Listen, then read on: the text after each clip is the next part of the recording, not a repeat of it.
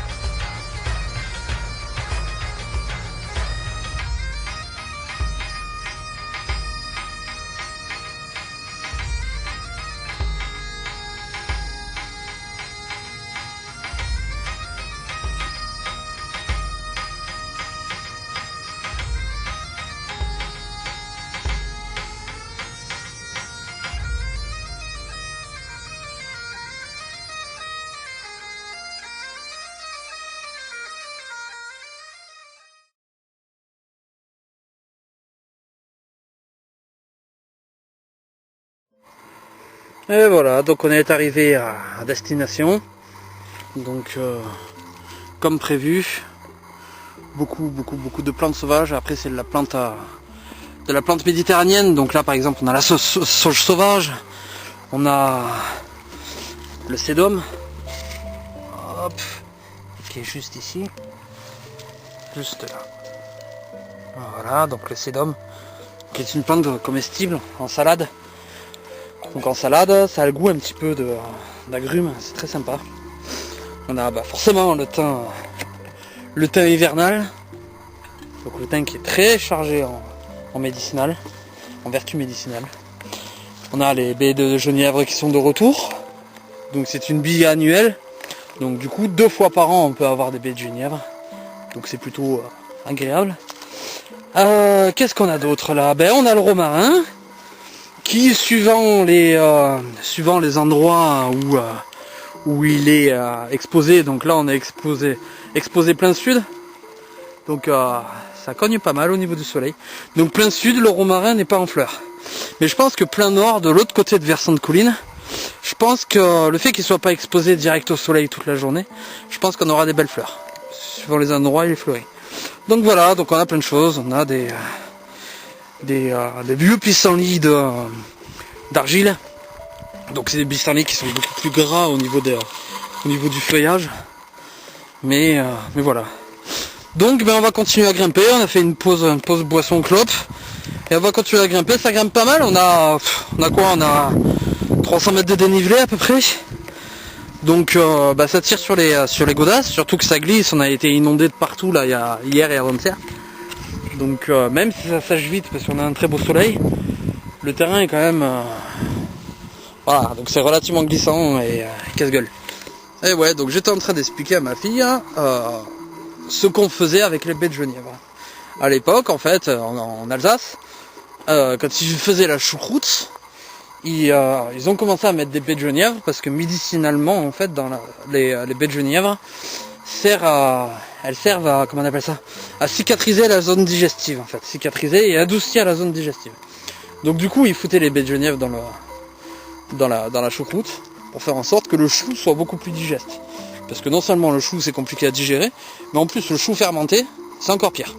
Voilà, donc du coup les baies de genièvre ont été connues pour les vertus à travers la choucroute.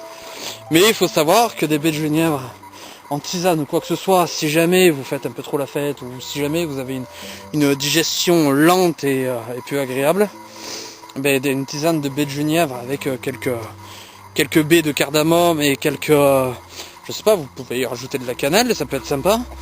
ben, tout ça en fait, ça fait un bon alliage pour la digestion. Voilà. Donc ben, je vous mettrai des recettes justement de tisane sur la digestion. Avec des baies de genièvre. Donc les baies de genièvre, comment reconnaître un genévrier? Ben, en fait c'est vraiment pas compliqué. C'est ce petit arbuste là. Hop, je vais essayer de faire la mise au point à la main parce que mon appareil photo est un peu feignasse, voilà. Donc ce petit arbuste qu'on reconnaît très facilement avec ses aiguilles. Voilà. Donc il fait des baies 2 fois par an. Donc ces baies en fait sont des petites baies vertes que j'en cherche une sur l'arbre. Ah regarde là, j'ai une belle grappe là. Voilà.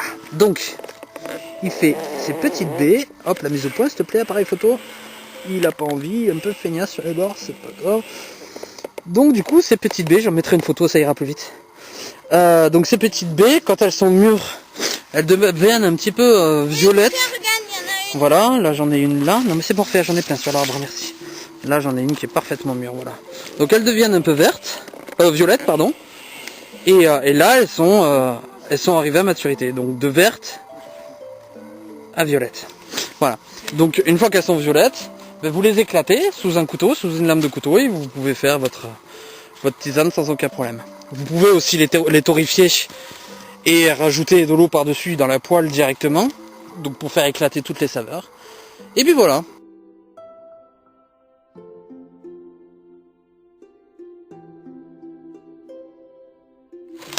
Et ouais, donc du coup j'étais en train de parler tout à l'heure du romarin en fleurs, hein, quand il est envers son sud, il crame par le soleil, enfin du moins il n'est pas en floraison. Bah là pour le coup on a trouvé du romarin qui est caché derrière un pin. Donc du coup on voit bien que là pour le coup il a vraiment des très très belles fleurs. Donc du coup j'en profite pour faire des bonnes tisanes de romarin, pour faire les plats au four avec des branches de romarin, c'est super bon. Voilà, donc le romarin, donc bah, c'est pour le manque de tonus. Si vous avez des gros coups de fatigue, etc., vous faites une cure de menthe verte ou menthe poivrée avec du romarin. C'est un très bon alliage avec les deux goûts. Et c'est juste excellent pour la santé. N'hésitez pas sur la quantité parce qu'il y en a sur tout le long. Voilà, donc les fleurs ça sera pour la salade et les feuilles pour la tisane. Donc les feuilles sont comestibles, les fleurs sont comestibles, comme ça, sans être cuites ni quoi que ce soit. Après bon, il faut se dire que c'est très chargé en huile essentielle, c'est très très fort et puissant en bouche. Donc du coup, bah, c'est sur une salade pour 2 personnes, c'est quoi? C'est une dizaine de fleurs, pas plus. Voilà, vous pouvez les hacher à la limite pour en mettre un peu plus. Mais voilà, donc du coup, le romarin en fleurs. Voilà, donc en fait sur un morceau de pin sylvestre, on a croisé une branche qui a été anciennement coupée. Donc on voit bien, il n'y a pas d'aiguille, rien du tout, donc on n'est pas en train de sacrifier l'arbre. Il va produire de la sève pour se cicatriser, donc on va laisser faire le truc. Mais par contre là on est en train de récolter, donc bon, pour ceux qui connaissent, mais pour ceux qui connaissent pas, on est en train de récolter du bois gras. Donc le bois gras, qu'est-ce que c'est? Ben, c'est tout simplement un allume-feu qui est très puissant, parce que ben, le fait que la branche soit coupée en fait, ben, l'arbre va continuer à envoyer de la sève pour fournir sa puissance, mais la sève va se stocker dans ce morceau de branche cassé. Non, coupe-le jusqu'au bout s'il te plaît.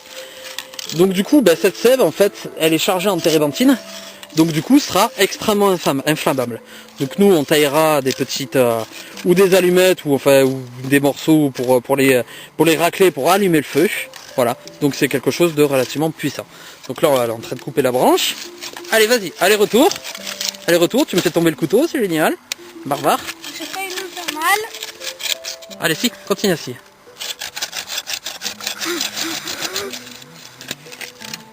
Voilà. Ah oui, ils sont forts, hein. Ouais, ils sont très forts. Et ouais, non, il est un peu limite. Bravo Orphée. Il est plus limite. Ils sont forts, donc je pense que ça va être pas mal pour allumer le feu, mais je pense pas qu'on s'en tire avec un gros morceau de bois gras là. Il est pas orange. Et voilà, il est pas orange, tout à fait. Il faudrait qu'il soit orange. Mais il est quand même relativement chargé, donc je pense qu'il va bien nous aider à allumer le feu là. Voilà. Allez, on prend les affaires, on y va. Surtout qu'il y a des motocross qui se ramènent, donc voilà.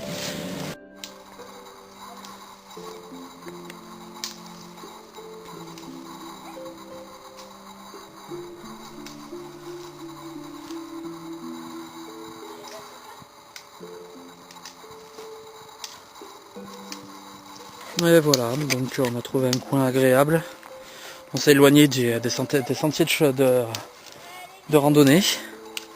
Donc voilà, donc là on va commencer à récolter du bois. Donc en fait on a cueilli des choses sympas. On a cueilli du romarin en fleurs. On a cueilli... qu'est-ce qu'on a cueilli d'autre? On a cueilli des figues de Barbarie. Elles étaient bien tombées, elles étaient magnifiques. Donc on en a pris quelques-unes. On a du vin. Donc on va se faire peut-être un petit vin chaud ou un truc dans le genre. J'ai quelques épices sympas. Donc je pense qu'on va essayer de... J'ai un quart de l'armée, je vais essayer pas un bus, hein, juste un quart.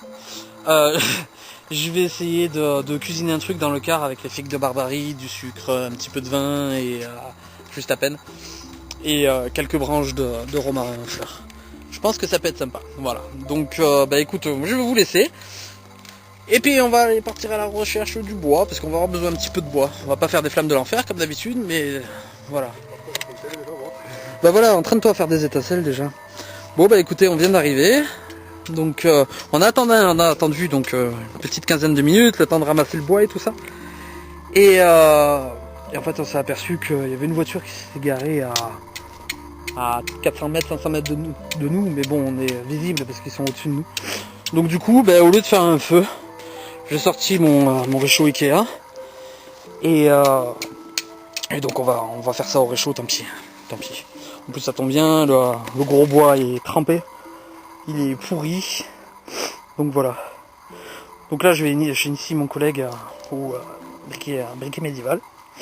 Donc vous m'avez vu sur la dernière vidéo où justement je frappais le briquet médiéval contre le silex. Je vous mettrai le lien si jamais vous n'avez pas vu la vidéo. Je vois dessus. En fait tu peux le mettre au-dessus, tu peux le mettre en dessous en fait. Toi tu vas venir frapper en fait, tu vas vraiment venir frapper dans l'angle ici. Ouais. Ou même ici, là où c'est vraiment le plus saillant. Voilà, moi j'aime bien ici puisque les étincelles sont vachement bien dirigées en fait. Voilà, au-dessus ou en dessous, parce que sachant que tu vas frapper au-dessus, moi j'aime bien le mettre en dessous. Ouais. Bon, après, c'est chacun sa technique, mais moi j'aime bien le mettre en dessous. Comme ça, au moins t'as l'étincelle qui va vraiment tomber. Comme ça, voilà, c'est ça. Ça marche. Ça peut aller vite. Espérons. Mais franchement, te précipite pas, prends tout ton temps. Dès que tu vois l'étincelle, tu prends tout ton temps. N'hésite pas à frapper, frappe comme un âne. Tu le tiens bien ferme, ton briquet.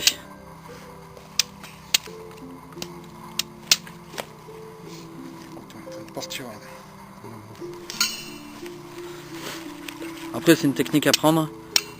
Au début tu vas avoir la chance du début. Voilà, vraiment frappe bien le métal.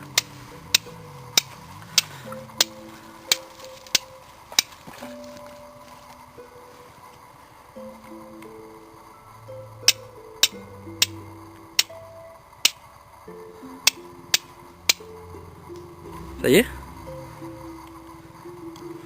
Joli, ça y est, tu l'as. Bravo.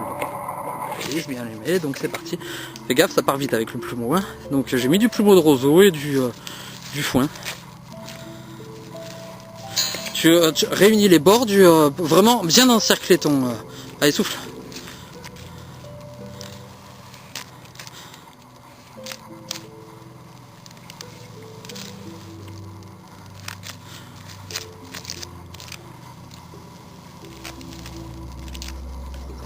C'est chouette. Allez, souffle un grand coup. Voilà, ça y est, c'est parti. Allez, maintenant tu peux pousser avec un bâton, le mettre au fond, sans trop l'étouffer. Voilà, ça y est, il est parti. Donc là, tu rajoutes ton petit bois et puis on est tranquille. Ah, ça fume sévère, hein. Ça boucane. Allez, rajoute ton bois vite, sinon ça va... C'est parce que c'est en train de se consumer. Ouais, tasse un peu. Allez, souffle, c'est parti. Et voilà. Voilà. Bravo Mathieu. Bon, pour une première, ça va. Pour une première, c'est pas attention que ça tombe pas autour. Voilà, donc ça y est, le feu est allumé. Donc là, on va se faire un petit truc et puis du coup, ça sera pas de la grande cuisine parce qu'au réchaud, ça sera pas évident. Ça chauffe. Ah, t'as vu ça chauffe hein, dans les mains. Je vais être obligé de marcher. Voilà. Donc ça, c'est des briquets médiévaux forgés par Brice Vercors. Donc c'est un super forgeron qui fait du très très bon travail. Falcor, tu vas tout me renverser, couche-toi. Donc voilà, je le stocke dans une petite pochette très très celtique que j'aime beaucoup. Voilà, donc ma poche à feu. ma corne à boire qui me suit depuis quelques années, bientôt 4 ans. Tiens, je te pique. Puis quelques épices, un mélange d'épices que je fais.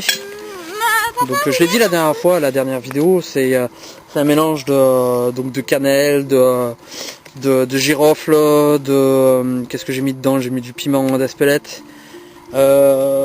Qu'est-ce que j'ai mis d'autre? J'ai mis de la cardamome, j'ai mis du laurier, enfin voilà, il y a un peu de tout. Donc c'est mes épices à vin chaud.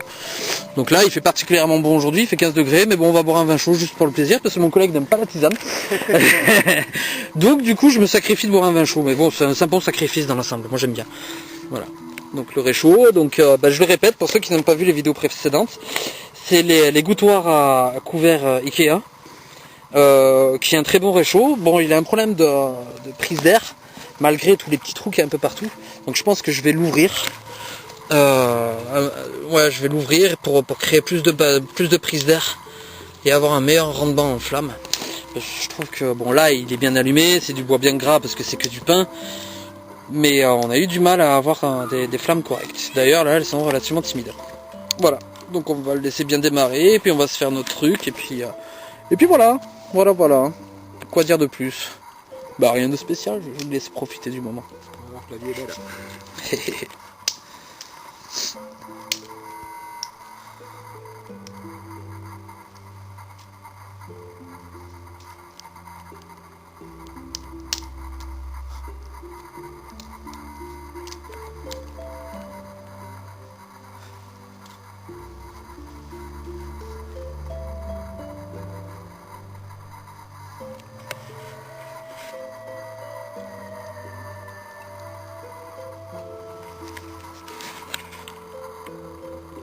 Voilà, donc je vous laisse à tous. Je vous souhaite à tous je me relève, une bonne soirée, une bonne journée, un bon repas. Et on va boire la tisane. Et on va boire cette tisane. Voilà. Ciao tout le monde. Ciao, ciao. Allez, ciao, à bientôt. Bye. Au revoir.